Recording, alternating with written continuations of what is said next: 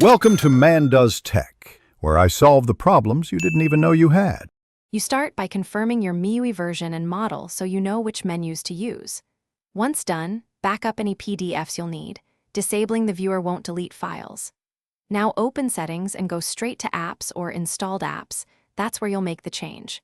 You're taking these preparatory steps so the following actions apply correctly to your device. Move on only when the correct app list is visible and your backups are complete. You'll now find MI PDF Viewer in the list. Use the search box if needed. Tap the app, then go to Storage and clear cache to avoid residual issues. After that, force stop the app so it won't run. Next, choose Disable. If Disable is grayed out, pick Uninstall Updates to revert it to a factory package, and then Disable. You do this to remove the default association so other PDF apps can open files instead.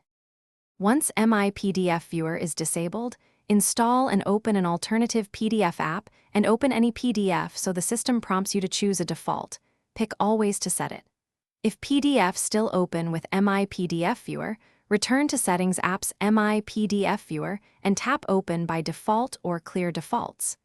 Make sure to reboot the phone after changes. If things go wrong, reset app preferences to restore normal app.